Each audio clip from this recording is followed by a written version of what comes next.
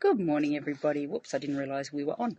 Welcome to the halfway point of our 30 days to better writing habits. It's really, really exciting that we've made it this far and that we're going to continue for the next 15 days. I'm really impressed with the amount of progress we're making. I've thought back over the last 15 days and I read back over my journal from day one about what I wanted to get out of it and what I hoped you guys would get out of it. And I noticed there were some pretty ambitious goals in there. Now, I'm probably halfway to meeting my own personal writing, my writing goals. I was hoping to make, a lot bigger word count, and I was hoping to have a wider scope. But what I found is that by having that written down on day one, last night I could actually reflect. And that brings me to today's topic about your own writing journal. I hope you've been keeping one. I hope you have just some kind of notebook beside you. I meant to have mine here with me at the moment, but I haven't. I use, I think they're about $7 or $8 from Officeworks, and they're a hardbound thing, and I always write them. I knew I had one. They're these, just in case anyone's absolutely fascinated with writing journals.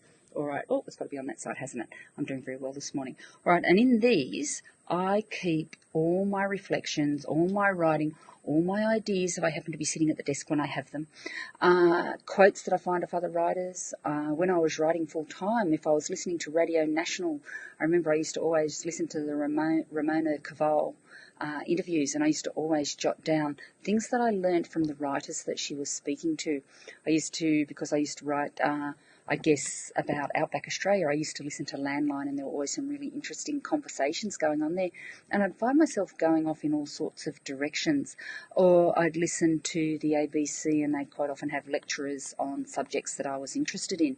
So I could have pages and pages of thesis notes for free without having to go anywhere. Of course, now we can just Google them.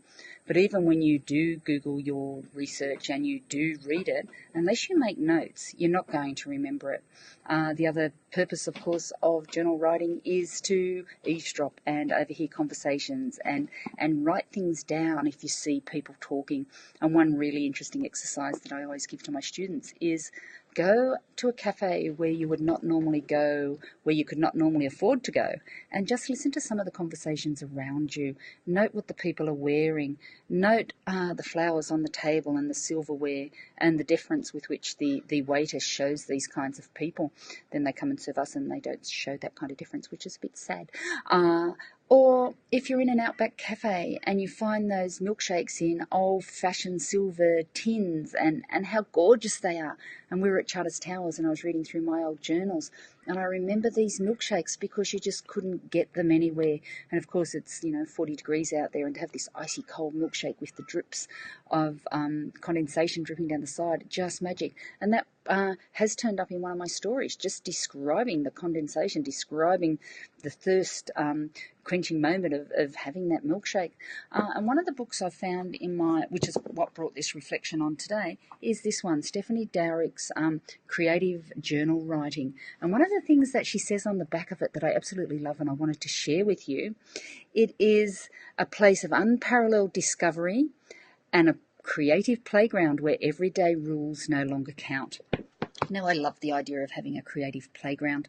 And as we're serious about our writing now, when we have got a story happening, our characters are starting to do things that we like, and we are starting to get to know them, because remember, it takes time to get to know your characters. It takes time to know what they're doing. You can have conversations with your characters in that journal that nobody else need to see. That never comes to light. Another exercise that I do with my students is describe the weather. Describe it from, I don't know, if you're on a ferry to somewhere, what's it look like from the sea? What are the sounds that you're hearing? What's the wind like on your face? When I used to go backwards and forwards to Maggie Island, depending on what the weather was doing, I had some wonderful descriptions. I had some wonderful things that I wouldn't have thought of if I hadn't been sitting there on the ferry with my journal making notes. Now, I know we can do this with our iPhones now. We can do this with all sorts of apps, and I can't even begin to go through what note-taking note-taking app you've got. But there's something about that flow of pen to paper in a journal that I don't actually recommend with your writing anymore because it slows us down too much, that with that journal, you can actually not think too much and just get those first thoughts down. You don't know when you'll use them. You don't know when they'll come back to you. And my story with the milkshake, I'd forgotten about it until this very minute. But what a great little thing to put in your novel to bring it to life. Sitting on the back of the ferry with the wind and the salt spray, watching the dolphins, or diving along beside the ferry. There are so many things that you can record and forget, and it's a tradition of authors.